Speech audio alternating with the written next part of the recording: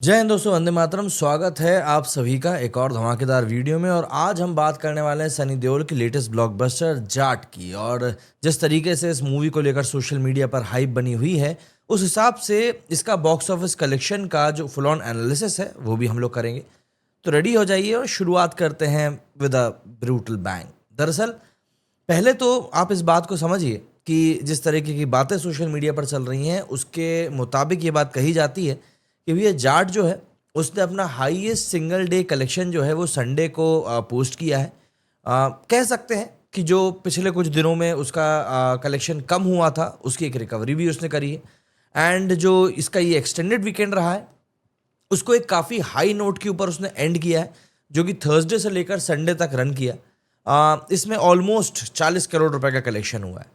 अरे भाई, आप इस बात को ये समझिए कि ये जो कलेक्शन है ये उस मूवी से हुआ है जिससे कि एक्सपेक्टेशंस जो थी वो थी कि ये मूवी ऐसा ही कलेक्शन करके निकालेगी।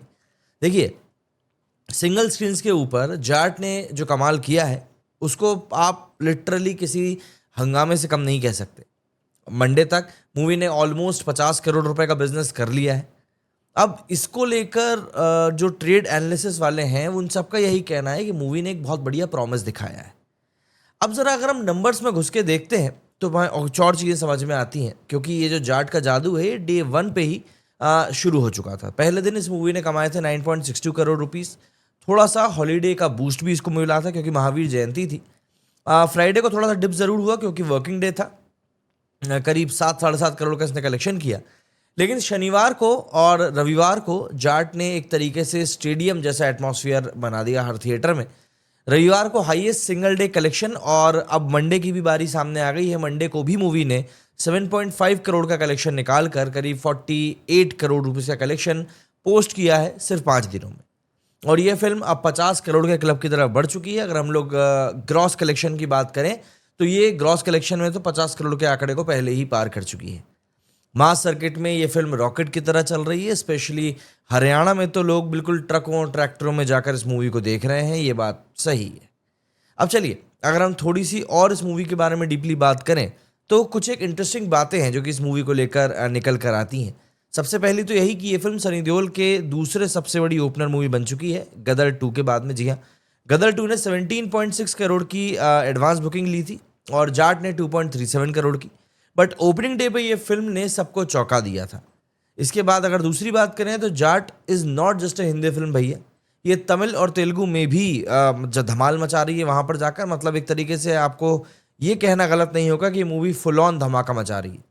इसके पीछे का बड़ा कारण माना जा रहा है कि क्योंकि इस मूवी को गोपीचंद मेनन ने डायरेक्ट किया है, जो कि तेलुगु सिनेमा के मास एंटरटेनर्स डायरेक्टर्स में से एक बहुत बड़ा नाम रखते हैं और उसके उस्ताद माने जाते हैं। इस फिल्म में एक रस्टिक बहुत ही डीप रूटेड वाइब है जो कि दिल को टच करती है। एक और फैक्ट जो निकल कर सामने आता है वो ये कि सनी देओल और रणदीप हुड्डा का जो इसमें फेस ऑफ था वो बहुत शानदार लगा है। मतलब ये एक तरीके से असली धूम धड़ाका था इस मूवी का। सनी पाजी एज ब्रिगेडियर बलदेव प्रताप सिंह और रणदीप हुड्डा एज मैन सिंह रणतुंगा, दोनों ने स्क्रीन पे लिटरली मतलब आग लगा दी। फैंस बोल रहे थे कि ये वही सनी देओल है जो 90s में दिल जीत लिया करते थे। और रणदीप का विलन जो अवतार था वो तो भाई था ही एकदम शानदार, एकदम ज़बरदस्त। डायलॉग्स की अगर हम बात करें तो डायलॉग्स फुल ऑन इस मूवी के सीटी मार है। एक डायलॉग है सॉरी बोल, जिसके इर्द गिर्द पूरी मूवी ही बन चुकी है। फर्स्ट हाफ में ये सीन आता है और थिएटर्स में लोग लिटरली उछल पड़ते हैं। और इसको लेकर सोशल मीडिया पर जो लोग कह रहे हैं उनका यही कहना है कि ये डायलॉग जो है ये ऐसे ज़बरदस्त हैं कि आप इनको मतलब भूल नहीं पाओगे। एकदम हुक कर देते हैं कि यार ये क्या कर दिया इन लोगों ने। सनी का हीरोइज्म एक तरीके से ये सब जो डायलॉग्स हैं एकदम टॉप नॉच टॉप लेवल पर लेकर चले जाते हैं। और वहीं पर ऐसा लगता है कि यार यही जाट का असली फॉर्मूला भी है। वहीं इस जाट एक सोशल मैसेज भी देती है। फिल्म करप्शन और पावर अब्यूज के अगेंस्ट एक शोकेस है जो बताती है कि ग्रीड के इफेक्ट्स क्या होते हैं, किस तरीके से इनोसेंट लाइव्स को ये अफेक्ट कर सकती है। लेकिन देखिए, इसको एक बोरिंग लेक्चर के तौर पर पेश नहीं किया गया है। ये एक हाई वोल्टेज एक्शन थ्रिलर है जो दिल और दिमाग दोनों को हिलाकर रख देती है। अब बात करते हैं कंपटीशन की। तो देखिए, जाट ने सलमान खान की सिकंदर को बॉक्स ऑफिस पर एक कड़ी टक्कर दी है। फैंस तो बोल रहे हैं कि Jaat is what Sikandar should have been. No फालतू का रोमांस, नो फालतू के गाने, सिर्फ एक्शन और मास कंपटीशन और कुछ भी नहीं। ऑक्यूपेंसी में भी जाट ने सिकंदर को पीछे ही छोड़ा है। स्पेशली सिंगल स्क्रीन्स पे तो चेन्नई में इसकी ऑक्यूपेंसी कई दिनों में तो 90% के भी ऊपर गई है, जबकि सिकंदर काफ़ी इससे पीछे रह गई। लेकिन अर्बन सेंटर्स में थोड़ी कमी दिखी है। मल्टीप्लेक्सेस में क्राउड थोड़ा स्लो है, शायद क्योंकि ये फिल्म मास ऑडियंस के लिए टेलर मेड है।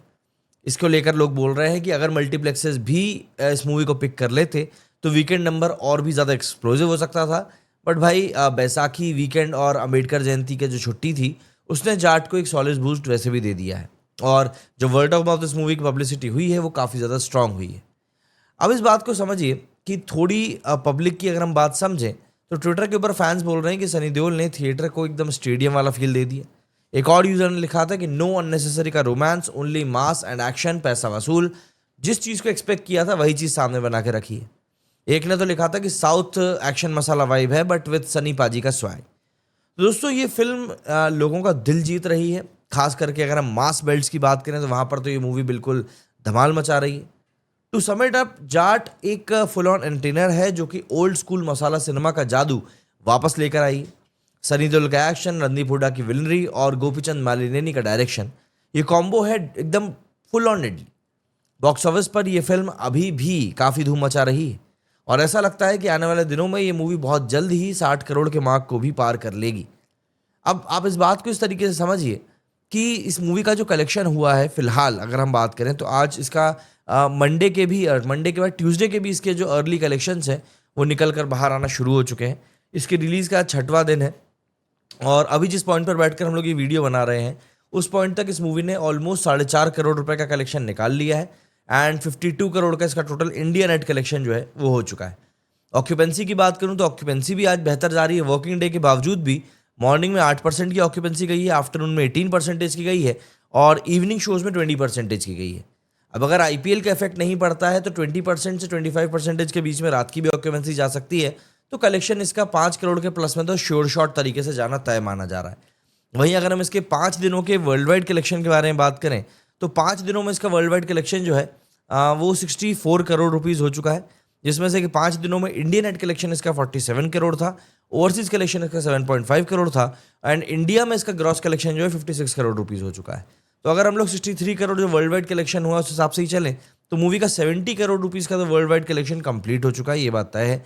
एंड इसी चीज़ की एक्सपेक्टेशन कहीं पे की जा रही थी।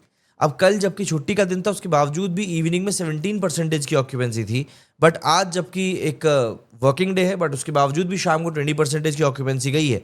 तो उससे एक बात समझ में आ रही है कि यार ये मूवी कलेक्शन तो अभी भी अच्छा कर रही है क्योंकि ऑक्यूपेंसी भी इसकी अच्छी जा रही है। देखना बस ये होगा कि केसरी 2 के रिलीज होने के बाद में ये मूवी किस तरीके से पैन आउट करती है और किस तरीके से उसके बाद ये मूवी आगे बढ़ती है। अब आप मुझे कमेंट करके ये बताइए कि आपका इस मूवी के बारे में क्या कुछ कहना है। मेरे इस वीडियो में फिलहाल इतना ही। जय हिंद, जय भारत।